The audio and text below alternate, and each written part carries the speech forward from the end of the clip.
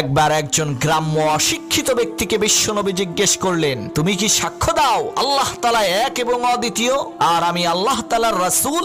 সেই গ্রাম্য ব্যক্তি বলল, মোটেও না। তখন নবীজি বললেন, এই যে আমার সাথে যেই সাহাবীরা দাঁড়িয়ে আছে তারা যদি সাক্ষ্য দেয় তাহলে কি তুমি বিশ্বাস করবে? সেই গ্রাম্য লোক বলল, তাও আমি বিশ্বাস করব না। তখন নবীজি বললেন, ওই যে দূরে একটা খেজুর গাছ দাঁড়িয়ে আছে, ওই গাছটা যদি সাক্ষ্য দেয় তাহলে কি তুমি বিশ্বাস করবে? তখন সেই গ্রাম্য লোক বলল, এরকম যদি আপনি করতে পারেন তাহলে অবশ্যই আমি বিশ্বাস করব। তখন নবীজি ওই খেজুর বৃক্ষকে কাছে ডাকলেন, সাথে সাথে সেই খেজুর গাছটি মাটি ফেরে নবীজির কাছে চলে আসলো। নবীজি সেই গাছটিকে বললেন, হে খেজুর বৃক্ষ, তুমি বলে দাও আমি কে?